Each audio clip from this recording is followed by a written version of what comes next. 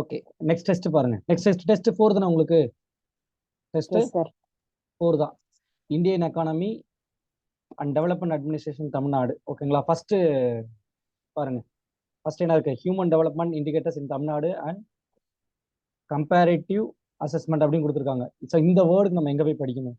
இந்த வேர்டுக்கு வந்து நம்மளுக்கு வந்து எங்க ஸ்டேட், நம்மளுக்கு வந்து சோர்ஸ் எங்க இருக்குன்னா 9th social book. 9th social book I think. அதுல தான் HDI எல்லாம் இருக்குது. HDI வந்து யார் ரிலீஸ் பண்றாங்க? நித்தி ஆயோக் வந்து HDI ரிலீஸ் பண்ணியிருப்பாங்க. ஸோ அதில் நம்ம தமிழ்நாடு எந்த பிளேஸ்ல இருக்கு? தமிழ்நாட்டுக்குள்ள பர்டிகுலராக HDIல இந்தியா எந்தெந்த டிஸ்ட்ரிக்ட் வந்து ஃபர்ஸ்ட்ல இருக்கு?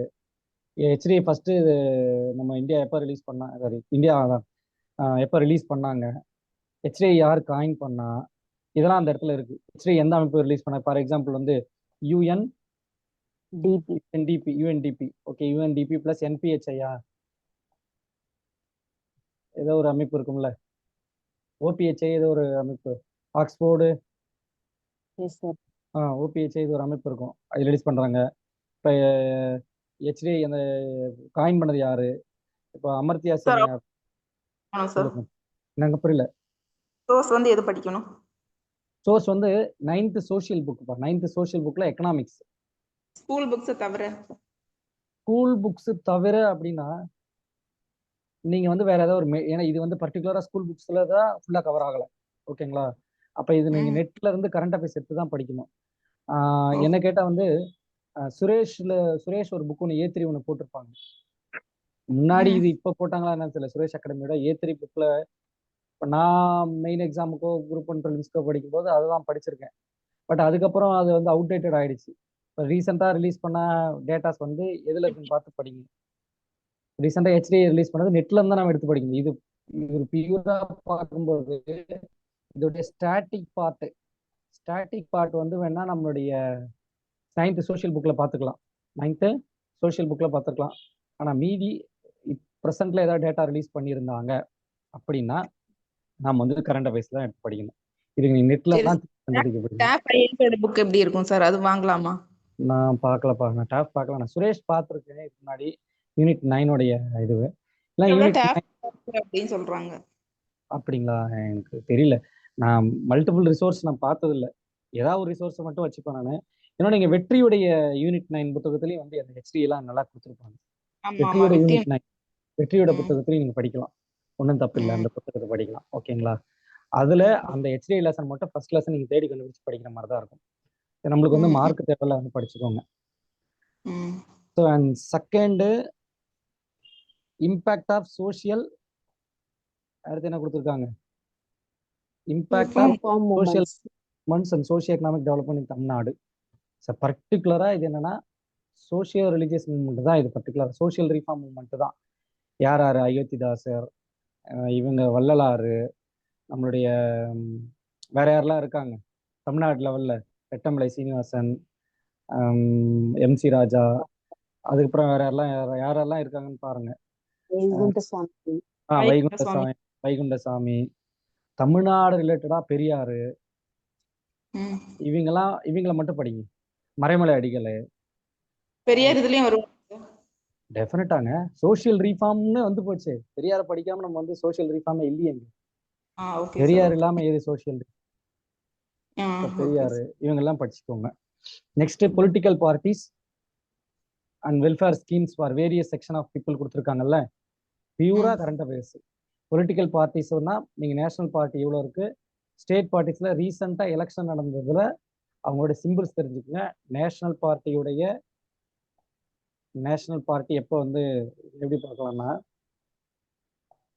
நேஷனல் பார்ட்டி எத்தனை இருக்கு, எப்போ உருவாச்சு, அதோடைய சிம்பிள் என்ன, இதை நீங்க தெரிஞ்சுக்கணும். நேஷனல் பார்ட்டி நம்ம லட்சுமிகாந்த் ஏதாவது ரெஃபர் பண்ணணுமா பாலிட்டில? அதெல்லாம் வேணாங்க, அதெல்லாம் அவ்வளோலாம் பொலிட்டிக்கல் பார்ட்டிக்குலாம் தேவையில்லை. இன்னொன்று அது மாதிரி ஸ்டேட் பார்ட்டிக்கு என்ன கண்டிஷன், நேஷனல் பார்ட்டிக்கு உருவாகிறதுக்கு என்ன கண்டிஷன், இது இந்த கண்டிஷன்ஸை பார்த்துக்கோங்க. ஓகேங்களா? இப்போ நேஷனல் பார்ட்டியாக இருந்தால் அந்த 6% ஓட்டு வாங்கியிருக்கணும் டோட்டலாகவே. ஐ மீன் அந்த லோக்சபா எலெக்ஷனில் இது மாதிரி ஃபியூ கண்டிஷன்ஸ் இருக்கு இல்லைங்களா? ஒரு 3-4 கண்டிஷன்ஸு. அதை வந்து நீங்க நோட்ல எழுதி மனப்பாடம் பண்ணி வச்சுக்கோங்க.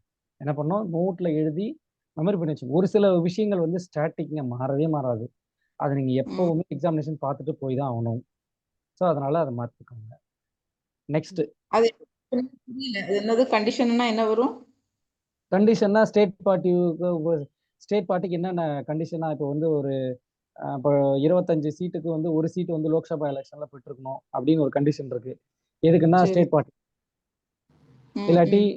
ஸ்டேட் அசம்பிளில நடந்த எலெக்ஷன்ல ஒரு 6% ஓட்டு வாங்கியிருக்கணும் அப்படின்ற ஒரு கண்டிஷன் இருக்கும்.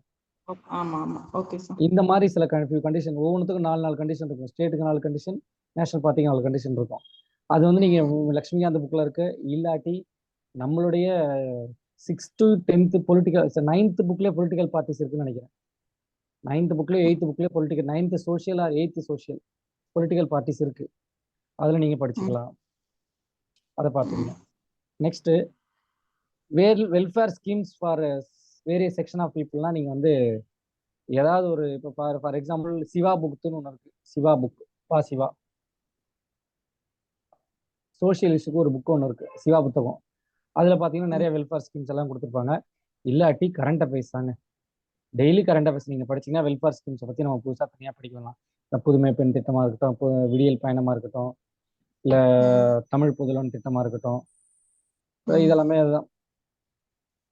அடுத்து ரேஷனல், அடுத்து என்ன கொடுத்துருக்காங்க, rational behind reservation policy and access social resource அப்படின்னு கொடுத்துருக்காங்க. இது பியூராவே நம்மளோட 11th பாலிட்டி புக் படிங்க. கடைசி ஒரு 2-3 லெசன் இருக்கு பாருங்க, அதுலயே ரிசர்வேஷன் கொடுத்துருப்பாங்க. என்னது 11th polity book.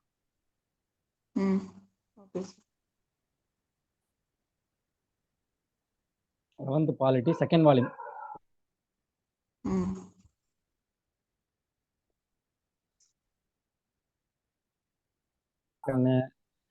Mandal commission போட்டிருப்பாங்க. நம்ம தமிழ்நாட்டுக்கு வந்து சட்டநாதன் கமிஷன் போட்டிருப்பாங்க. இந்த மாதிரி எதுக்கு என்னென்ன கமிஷன் போட்டிருக்காங்களோ அதை நீங்க என்ன பண்ணணும், தெரிஞ்சுக்கணும். அதெல்லாம் நீங்க படிக்கணும். ஓகேங்களா? இப்போ நம்மளுடைய 76th அமெண்ட்மெண்ட் 1994 ஜெயலலிதா வந்து கொண்டு வந்திருப்பாங்க இல்லைங்களா அமெண்ட்மெண்ட். அது பாருங்க.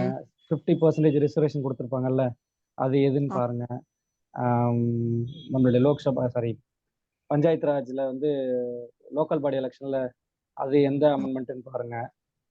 ஸோ அந்த அந்த அந்த 11th பாலிட்டிலே இதெல்லாம் கவர் ஆயிடுது, நீங்க படிச்சுக்கலாம். அடுத்து role of impact of social welfare schemes, இதெல்லாமே வந்து பாத்தீங்கன்னா கரண்ட் அஃபேர்ஸ்ங்க. இதுக்கெல்லாம் வந்து Tamil Nadu economics trends in Tamil Nadu ஒரு டாபிக் இடையில மிஸ் ஆச்சு. இங்க இருக்கு. Economic trends in Tamil Nadu. அது வந்து உங்களோட 11th ஸ்டாண்டர்ட் புக் இருக்கு பாருங்க. 11th எக்கனாமி புக்ல தமிழ்நாடு எக்கனாமின்னு ஒரு லெசன் இருக்கும். அதே மாதிரி வந்து ஜாகிரபில தமிழ்நாடு ரிலேட்டடா எக்கனாமிக்ஸ் ரிலேட்டடா இருக்கும். ஜாகிரபி 10th ஜாகிரபி புக்ல தமிழ்நாடு ஜாகிரபின்னு இருக்கும். அதுல பிசிக்கல் ஜாகிரபி தாண்டி மீதி இருக்க பாப்புலேஷனா இருக்கட்டும், இண்டஸ்ட்ரீஸா இருக்கட்டும், இதெல்லாமே வந்து எக்கனாமி ரிலேட்டடா தானே வருது. நீங்க அதை நீங்க படிச்சுக்கலாம். ஆனா அங்க கொடுத்துருக்க எல்லாமே ஸ்டாட்டிக்கான டேட்டாங்க. நீங்க கரண்ட் ட்ரெண்ட்ல என்ன இருக்கோ அதை அப்டேட் பண்ணிக்கணும். டேட்டாஸ் கொடுத்துருக்காங்கன்னா அதே டேட்டாஸ் நம்ம வந்து எம்எம்ஆர் கொடுத்துருப்பாங்க. இன்னும் எம்எம்ஆர் வந்து 90 85 கொடுத்துருப்பாங்க. இப்போ என்ன இருக்கு, 69 70 என்ன இருக்கு, இப்போ நம்ம தெரிஞ்சுக்கணும். எம்எம்ஆர் ஐஎம்ஆர்லாம் ஃபார் எக்ஸாம்பிள் ஐஎம்ஆர் வந்து தமிழ்நாட்டுக்கு 17 கொடுத்துருப்பாங்க. அதெல்லாம் 2015-14 டேட்டா. இப்போ என்ன 2024 என்ன இருக்கும், 9 வந்திருக்கா 8 வந்திருக்கா, இதெல்லாம் நீங்க தெரிஞ்சுக்கணும். So economic trends in Tamil Nadu அப்படிங்கும் போது 11th எக்கனாமிக் புக் படிக்கணும், 11th எக்கனாமிக்ஸ் புக் படிக்கணும், 10th ஜியாகிரபி புக் படிக்கணும், 10th ஜியாகிரபி புக் படிக்கணும். ஓகே. அடுத்து இந்தியன் எக்கானமி. இந்தியன் எக்கானமி பொறுத்த வரைக்கும் nature of Indian economy. So 11th economy book. 11th nature of Indian எக்கானமின்னு ஒரு இதுவே ஸ்டார்ட் ஆகும். நம்மளுக்கு வந்து அக்ரிகல்ச்சர் நம்ம சார்ந்திருக்கோம். நம்ம வந்து இந்த பர்ச்சேஸ் பவர் இந்த பவர் பேரிட்டியில் எந்த பிளேஸில் இருக்கும், நம்ம ஜிடிபியில் எந்த பிளேஸில் இருக்கும் அப்படின்னு சொல்லி அவங்களே டேட்டாஸ் கொடுத்துருப்பாங்கல்ல, அதை நீங்கள் வந்து தெரிஞ்சு வச்சுக்கோங்க. நேச்சர் ஆஃப் இந்தியன் எக்கானமின்னு ஐ திங்க் இந்தியன் எக்கானமின்னு 7th லெசன் நினைக்கிறேன், 7th யூனிட். ஓகே. அடுத்து 5-year பிளான் மாடல். அதுலேயே தான் நம்மளுடைய 10th புக்லேயும் இருக்கு. 10th புக்லேயும் இருக்கும், 11th எக்கனாமிக் புக்லேயும் இருக்கும். இதை நீங்கள் தெரிஞ்சுக்கங்க. அடுத்து planning commissioner Niti Aayog. Planning commissioner Niti Aayog. Planning commission Niti ஆயோக்னா அந்த பிளானிங் கமிஷன் எப்போ உருவாச்சு, அந்த 5 இயர் பிளான்ஸ் பற்றி தான் தெரிஞ்சுக்கணும் நீங்கள். அண்ட் நித்தி ஆயோக்கை பொறுத்த வரைக்கும் நித்தி ஆயோக் எப்போ உருவாச்சு, நித்தி ஆயோக்ல என்னென்ன அந்த பில்லர்ஸ் ஆஃப் இதெல்லாமே இங்கே 11th எக்கனாமிக் புக்லேயே நித்தி ஆயோக் கவர் ஆகிருக்கு. நித்தி ஆயோக்கோட பில்லர்ஸ் என்ன, நித்தி ஆயோக் வந்து அப்படியே இதெல்லாம் நீங்கள் வந்து கொஞ்சம் அப்பார்ட் ஃப்ரம் வெளியே போய் படிக்கணும். நித்தி ஆயோக்குடைய நித்தி ஆயோக் எப்போ கூட்டம் போடுறாங்க, அண்ட் நித்தி ஆயோக்குடைய சேர்மன் யாரு, வைஸ் சேர்மன் யாரு. நித்தி ஆயோக்கோட சேர்மன் யாருன்னு கேட்டால் இவர் தான், நம்மளுடைய பிரைம் மினிஸ்டர் தான். வைஸ் சேர்மன் யாரு, நித்தி ஆயோக்குடைய அந்த சிஇஓ யாரு. சிஇஓனா சுமன் பெரி, வைஸ் சேர்மன் வந்து சிஇஓ, வைஸ் சேர்மன் வந்து பரமேஸ்வர், ஏதோ ஒரு பேர் வரும், எனக்கு சரியா ஞாபகம் இல்லை. இவங்க பேர்லாம் நல்லா தெரிஞ்சு வச்சுக்கணும். ஓகேங்களா. நித்தி ஆயோக்னா நித்தியோடைய ஃபுல் டிரான்ஸ்ஃபர்மேஷன் என்ன. ஸோ நித்தி ஆயோக் ஃபங்க்ஷன்ஸை நல்லா தெரிஞ்சு வச்சுக்கோங்க. அவ்வளோதான், வேற எதுவுமே கிடையாது. நித்தி ஆயோக் காம்போசிஷன் என்ன, இதெல்லாம் நீங்கள் தெரிஞ்சு வச்சுக்கணும். பர்டிகுலராக இப்போ அப்கமிங் எக்ஸாமினேஷனும் இல்லை, நாம் வந்து ப்ரிப்பேர் பண்ணுறது எப்போன்னா நம்ம குரூப் ஒன் ப்ரிலிம்ஸுக்கு ப்ரிப்பேர் பண்ணிட்டு இருக்கோம்னு நினச்சிக்கோங்க. அடுத்து source of revenue. Source of revenue பொறுத்த வரைக்கும் 12th புக்கில் இருக்குப்பா. 12th எக்கனாமிக் புக்கில் இருக்குது. என்னென்ன சோர்ஸ் இருக்குது, ஸோ டேக்ஸ் மூலமா வருதா இல்லை டேக்ஸ் இல்லாத வருதா, என்னென்ன ரெவென்யூ இருக்குது, அதில் ஸ்டேட்டுக்கு என்ன சென்ட்ரலுக்கு என்ன தெரிஞ்சுக்குங்க. அடுத்து ஆர்பிஐ. புக் வாங்கணுமா ஸ்பெஷலா ஸ்டாண்டர்டா புக்கு வாங்கினா நல்லதுங்க. இல்லாட்டி 12th எக்கனாமிக் புக் எடுத்து பிடிஎஃப் டவுன்லோட் பண்ணி இதுல சோர்ஸ் ஆஃப் ரெவென்யூ இன்னும் ஒரு 5 பக்கம் இருக்குமா, அந்த 5 பக்கத்தை கட் பண்ணி எடுத்துக்கோங்க. அடுத்து RBI, reserve bank of India lesson இருக்கு. அந்த ஆர்பிஐ பத்தி நல்லா டீட்டெயிலாக கொடுத்துருப்பாங்க. ஆர்பிஐயோட primary function, secondary function, so RBI வந்து எப்போ உருவாச்சு, நேஷனலைசேஷன் எப்போ, ஆர்பிஐ ஆக்ட் என்ன, இதெல்லாமே டீட்டெயில்டாக கொடுத்துருப்பாங்க. அதை வந்து கட் பண்ணி வச்சுக்கோங்க. அது மாதிரி ஃபிஸ்கல் பாலிசி, ஆர்பிஐ ரிலீஸ் பண்ணுறது fiscal policy, sorry government of India release பண்ணுறது fiscal policy. Monetary policy released by RBI. So இதெல்லாம் ஃபிஸ்கல் பாலிசி தனியாக இருக்குது, மானிட்டரி பாலிசி தனியாக இருக்கும், சிலபஸ்லேயே இருக்குது. அவங்க ஸ்கூல் புக்லேயும் இருக்குது. அதான் 12th புக்கில் தான் இருக்குது. பர்டிகுலராக நம்மளுக்கு வந்து செலக்டிவாக மட்டும் படித்தா போதும். செலக்டிவாக மட்டும் நம்ம என்ன பண்ணணும், படித்தா போதுமானது. இதை வந்து நீங்கள் அந்த ஸ்கூல் புக் எடுத்து ஜஸ்ட் ரீட் பண்ணுங்க. முதல்ல நம்ம வந்து ரீட் பண்ணால் மட்டும்தான் நம்ம நாலேஜ் டெவலப் பண்ணும். ஓகேங்களா. அடுத்து ஃபினான்ஸ் கமிஷன். ஃபினான்ஸ் கமிஷனை பொறுத்த வரைக்கும் ஃபினான்ஸ் கமிஷனோட சேர்மன் யாரு, இப்போதைக்கு கரண்ட்ல யாரு, Arvind Panagariya. 16th finance commission. So first finance கமிஷனோட சேர்மன் யாரு. ஸோ அந்த ஃபினான்ஸ் கமிஷன் எப்பப்போ உருவாச்சு, அந்த ஃபினான்ஸ் கமிஷன் வந்து அந்த எவ்வளோ வந்து நம்ம ஸ்டேட்டுக்கு வந்து ஒதுக்குறாங்க, எத்தனை பர்சன்டேஜ் ஒதுக்குறாங்க, என்னென்ன அளவுகோலை வச்சு வந்து ஸ்டேட்டுக்கு காசு ஒதுக்குறாங்க. இப்போ அளவுகோல்னா பீப்புள் எடுத்துக்கிறாங்க, நம்ம கிட்ட இருக்க ரிசோர்ஸ் கார்டுகள் எடுத்துக்கிறாங்க, வளங்கள் என்னென்ன ஸ்கொயர் நம்மளுடைய எவ்வளோ நம்ம ஏரியா பரப்பு இருக்குது அதை எடுத்துக்கிறாங்க. எந்தெந்த மாதிரியான அளவுகோலை வச்சு ஃபினான்ஸ் கமிஷன் ஒரு ஸ்டேட்டுக்கு அமௌண்ட் ஒதுக்குறாங்க, தமிழ்நாட்டுக்கு எத்தனை பர்சன்டேஜ் ஒதுக்குறாங்க, இதெல்லாம் நீங்கள் வந்து தெரிஞ்சுக்கங்க. இப்போ ஃபினான்ஸ் கமிஷனை பற்றி நம்ம நெட்லேருந்து எடுத்து படிக்கணும், மேலோட்டமாக படிக்கக்கூடாது. அடுத்து resource sharing between union and state governments. அதாவது சொன்னல, நீங்கள் ஃபினான்ஸ் கமிஷனை படிக்கும்போது இது கவர் ஆகும். இல்லாட்டி லக்ஷ்மிகாந்த் புக்கில் ஃபினான்ஸ் கமிஷன் ஏதாவது இருக்கான்னு பாருங்கள், இருந்தால் நீங்கள் எடுத்து படிங்க. நீங்கள் பாலிட்டி படிக்கணும் அப்படின்னா நம்மளுக்கு ஒரு பெட்டர் வந்து ஆகாஷோடைய புக்கு நல்லா இருக்கும் பாலிட்டியில், தமிழில் படிக்கிறதா இருந்தால். இல்லாட்டி சதீஷ்குமார்னு ஒரு ஆத்தர் இருக்காரு, இவங்க புக்கு நல்லா இருக்கும் பாலிட்டி தமிழில் படிக்கிறதா இருந்தால். ஏதாவது ஒரு புக்கு தான் படிக்கணும், 2 புக்கெலாம் வாங்கி படிச்சுட்டு இருக்கக்கூடாது. ஒரு புக்கு ஆகாஷோட நிப்பாட்டணும், சதீஷ்குமார் புக்கு படிக்கணும், சதீஷ்குமார் புக்கோட நிப்பாட்டிக்கணும், அதுக்கு மேலே போகக்கூடாது. அடுத்து ஜிஎஸ்டி. ஸோ ஜிஎஸ்டியை பொறுத்த வரைக்குமே எத்தனை ஸ்லாப் இருக்குது, எப்போ உருவாச்சு, ஜிஎஸ்டியோட ஆர்டிகல் என்ன, ஜிஎஸ்டி எத்தனை வருஷத்துக்கு ஒரு தடவை கூட்டம் போடுறாங்க, இதெல்லாத்தையும் நம்ம தெளிவாக தெரிஞ்சுக்கணும். ஸோ ஓவராலாக பார்த்தா இது பார்க்க ரொம்ப ஈஸியாக தான் தெரியும். நீங்கள் படிச்சிங்கன்னா நிறைய இன்ஃபர்மேஷன் இருக்குது. ஓகேங்களா. நம்ம டெஸ்ட்டில் பார்க்கும்போது ஒரு சில கொஸ்டின் கேட்கும்போது இப்போ ஜிஎஸ்டி பற்றினா ஜிஎஸ்டி பற்றி எல்லாத்தையும் நம்ம எடுத்துடலாம், ஃபினான்ஸ் கமிஷன் பற்றி எடுத்துடலாம். ஸோ இந்தியன் எக்கானமி பொறுத்த வரைக்கும் நீங்கள் ஓடி போய் எல்லாத்தையும் உட்காந்து படிக்கணும். செலக்டிவாக 12th ஸ்டாண்டர்ட் புக்கில் என்ன இருக்கோ அதை மட்டும் படித்தா போதும், வேற எதுவுமே இல்லை. ஸோ நெக்ஸ்ட் எக்ஸாமுக்கான சிலபஸ் வந்து ரொம்ப இம்பார்ட்டண்டான சிலபஸ், உட்காந்து படிங்க. ஓகேங்களா. எக்ஸாமுக்குள்ளே படிக்க முடியாட்டாலும் சரி, எக்ஸாம் முடிஞ்ச பிறகாவது படிங்க. ஒரு எக்ஸாம் முடிஞ்ச பிறகு அது சிலபஸ் முடிஞ்சு போட்டு ஸ்கிப் பண்ணாதீங்க, படிங்க. மிஸ் பண்ண சிலபஸ் எடுத்து வச்சு படிங்க. அப்பதான் பாஸ் ஆக முடியும். ஓகே, ஓகே சரிப்பா, தேங்க்யூ. Thank you sir.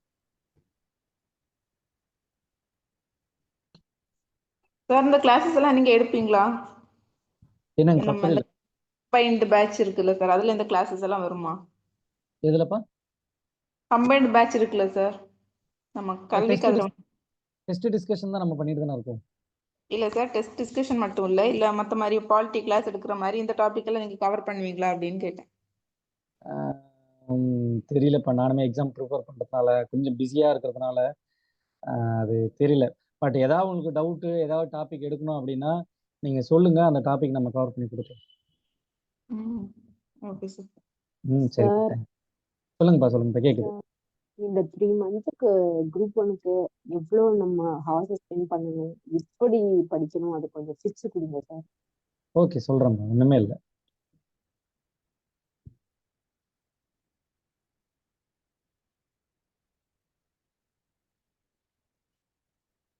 ஒரு நிமிஷம்.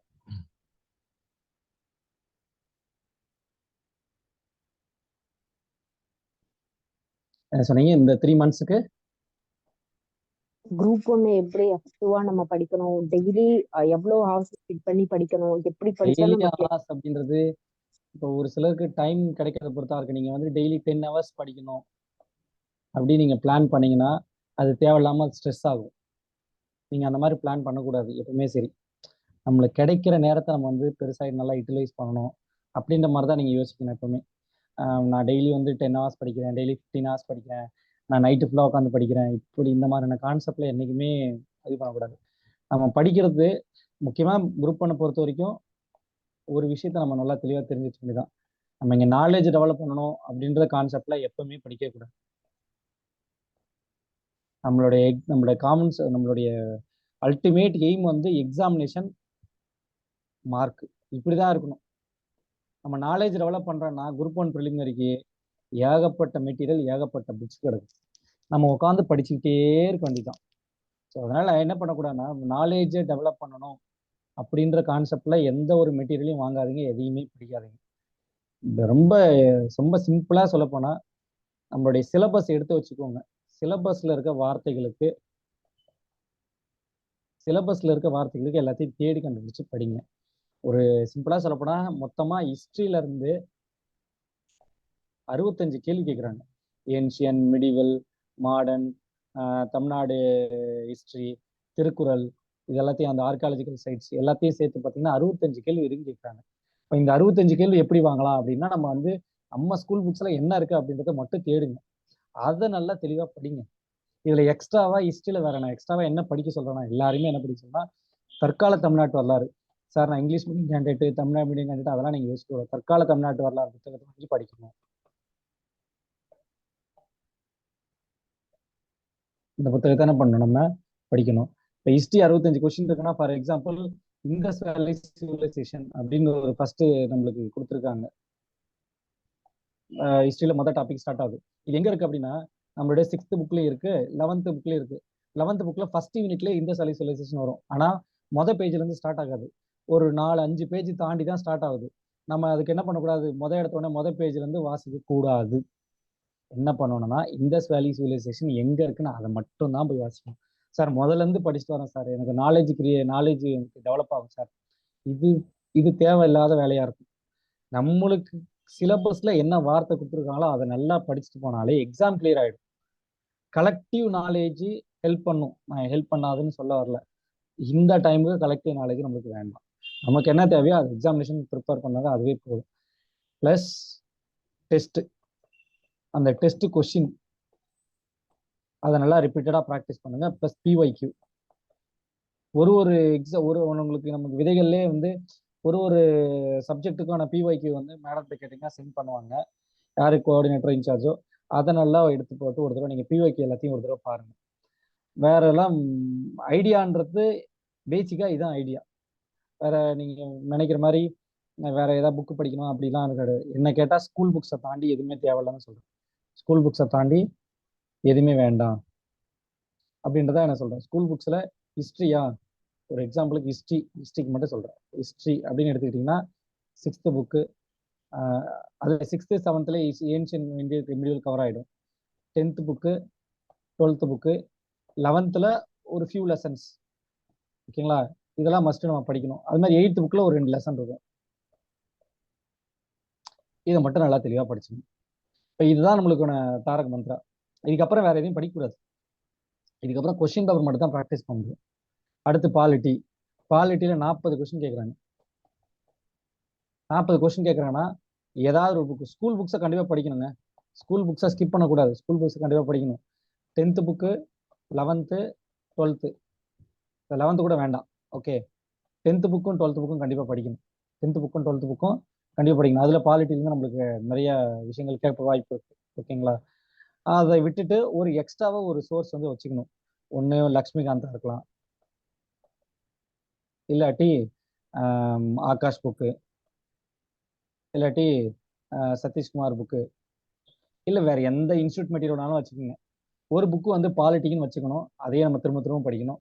வேற எதையும் படிக்கக்கூடாது. அப்படி படிச்சாதான் 40 கொஸ்டின் பாலிட்டியில் எடுக்க முடியும். நெக்ஸ்ட் வேற என்ன நமக்கு வந்து இருக்கு? அடுத்து எக்கானமி. எக்கானமினா 11th எக்கானமி புக்கு, 12th செலக்டிவா படிங்க. 12th selective and 10th economy book கண்டிப்பாக படிக்கணும். இந்த 3 புக்கு மட்டும் ஒழுங்கா படிங்க, போதும். வேறெல்லாம் எதுவும் வேணாம். நீங்க இதையே நல்லா படிங்க. அப்புறம் ஆப்டிடியூட் நல்லா போட்டு பாருங்க.